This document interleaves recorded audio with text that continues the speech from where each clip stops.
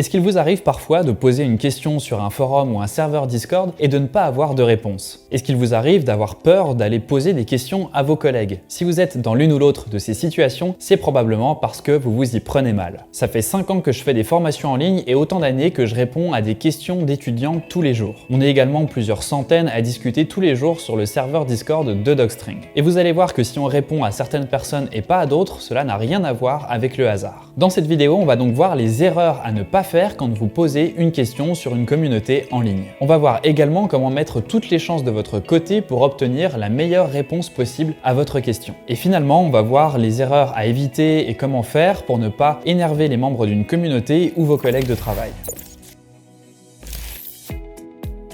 Tous les jours, je reçois des centaines de questions d'étudiants sur YouTube, Udemy ou encore Discord. C'est une réalité, il y a de plus en plus de gens qui apprennent en autodidacte et qui se retrouvent seuls face à des problèmes. Et la première réaction qu'on a face à un problème, c'est bien souvent d'aller demander de l'aide pour ne pas rester bloqué. C'est d'ailleurs pour ça qu'avoir accès à des mentors ou à une communauté d'entraide, comme c'est le cas dans notre nouvelle offre d'accompagnement avec Docstring, ça fait vraiment une grosse différence. On est donc bien souvent tenté en premier lieu d'aller demander de l'aide sur Internet. Et le gros problème, c'est que la plupart des gens n'ont pas été éduqués à la façon de poser une question et de demander de l'aide. On se retrouve donc très souvent avec des messages qui ressemblent à ceci. Et généralement, quand vous postez un message comme ceci, vous allez vous retrouver soit face à l'absence de réponse, soit face à des gens qui vont vous répondre de façon un peu agressive. Donc pour remédier à ça, on va déjà voir comment éliminer les problèmes les plus courants et aussi les plus énervants parce qu'ils font perdre du temps à tout le monde. La toute première chose à éviter, c'est de demander si quelqu'un est disponible pour vous aider. En anglais, on utilise l'expression don't ask to ask qui signifie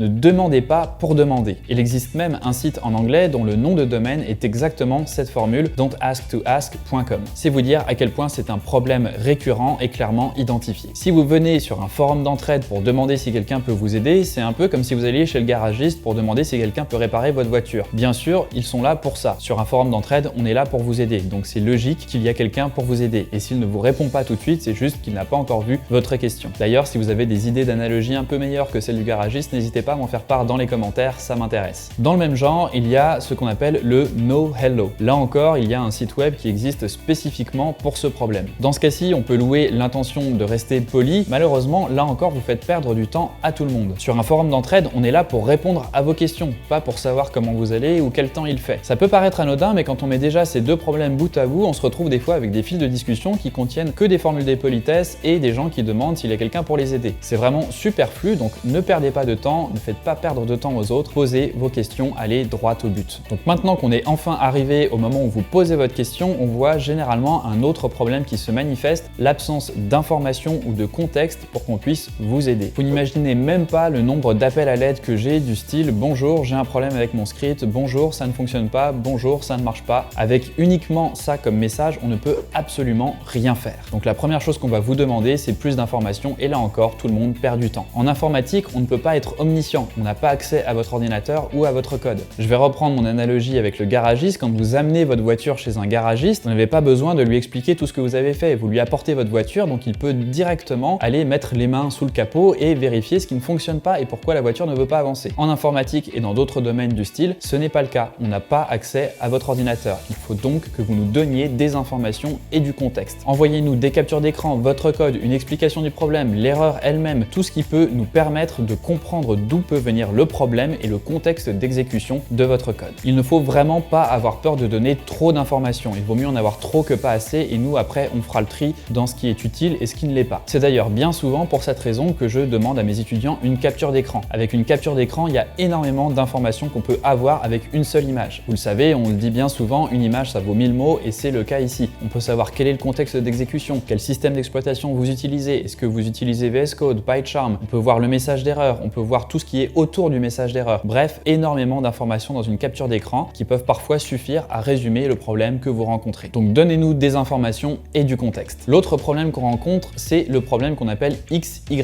Là encore, il y a un site entièrement dédié à ce sujet. Le problème XY, pour essayer de faire simple, ça arrive quand vous avez un problème et que vous essayez quelque chose pour le résoudre. Malheureusement, ça ne fonctionne pas et vous vous tournez donc vers la communauté pour essayer de comprendre pourquoi votre solution ne fonctionne pas. Sauf que à ce moment-là, là, vous allez nous parler du problème que vous avez sur la solution que vous avez envisagée et non pas sur le problème d'origine. Pour que ce soit un peu plus clair, je vais reprendre l'exemple spécifique qui est justement sur le site web xyproblème.info. Le problème que cherche à résoudre l'étudiant dans ce cas-ci, c'est de récupérer l'extension d'un fichier. Donc ça, c'est le problème original, le problème X. Donc en essayant de résoudre ce problème, l'étudiant se dit qu'il suffit tout simplement de récupérer les 3 dernières lettres du nom du fichier. Le problème, c'est qu'il ne sait pas comment faire et c'est donc cette question qu'il va poser sur un forum. Un utilisateur va donc lui donner sa solution pour récupérer les 3 dernières lettres, sauf qu'il vient de résoudre le problème Y et non pas le problème X qui était le problème d'origine, à savoir comment récupérer l'extension d'un fichier. Donc cette solution va fonctionner pour des extensions de 3 lettres, mais pas pour des extensions de 4 lettres. Donc on n'a pas résolu le vrai problème d'origine. C'est pour ça qu'il est toujours très important d'expliquer ce que vous cherchez à faire. Là encore, c'est quelque chose qu'on voit très régulièrement en aidant les gens. Par exemple, quelqu'un qui cherche à ouvrir un fichier et qui a un problème, en remontant un petit peu, on se rend compte parfois qu'il n'a même pas besoin d'ouvrir le fichier et qu'il peut faire autrement. Donc là encore, en ayant le contexte global, en sachant ce qu'il cherche à faire, on peut résoudre le vrai problème et non pas une partie du problème ou un autre problème. Donc déjà avec ça, vous avez tout ce qu'il vous faut pour poser correctement une question. Donc ne pas déjà commencer par un bonjour avec rien à la suite, ne pas demander si quelqu'un est là pour vous aider et exposer clairement le problème que vous avez, le contexte, en donnant des informations, des captures d'écran, votre code source et tout ce qui peut nous permettre de vous aider. Maintenant, il y a une dernière chose qui peut très vite énerver des gens d'une communauté ou vos collègues et c'est la dernière chose qu'il faut faire avant de poser une question. Ça peut paraître tout bête, mais faites des recherches au préalable. Il n'y a rien de plus énervant, notamment pour quelqu'un qui n'a déjà pas beaucoup de temps dans sa journée, de passer du temps à répondre à une question dont la solution se trouve déjà sur Internet. Il faut savoir aussi que la plupart du temps, dans presque 3/4 des situations, la personne à qui vous allez exposer vos problèmes n'a pas la solution. Et quand un développeur n'a pas la solution, qu'est-ce qu'il va faire lui-même? Il va aller sur Internet, sur Google, Stack Overflow, etc. pour faire des recherches et pour voir s'il n'y a pas une réponse déjà à votre question. Donc c'est vraiment la première chose à faire et la chose à faire avant d'aller poser la question à un collègue. Parce que si par malheur vous allez poser une question à quelqu'un qui trouve la réponse en moins de 30 secondes sur Internet, vous pouvez être pas mal sûr qu'il va être assez énervé. Il ne vous le montrera peut-être pas, mais si vous faites ça plusieurs fois, petit à petit, la musique qui va rentrer dans sa tête, c'est de se dire qu'en fait, vous n'êtes pas vraiment développeur. Parce qu'un développeur, c'est quelqu'un qui sait chercher. C'est surtout ça qu'on fait en développement, c'est trouver des réponses à nos problèmes. Et la plupart du temps, comme je vous dis, on n'a pas la réponse déjà dans notre tête. Donc on fait des recherches. Donc si vous faites ça régulièrement et que vous allez embêter des collègues ou des gens dans une communauté pour des questions qui ont déjà une réponse, c'est vraiment le meilleur moyen pour énerver les gens et pour montrer que vous n'êtes pas vraiment compétent. Lors de vos recherches, n'hésitez pas également à noter tout ce que vous avez trouvé. Ça peut très souvent aider les gens et c'est notamment ces recherches que vous allez exposer qui peuvent déboucher sur le problème XY.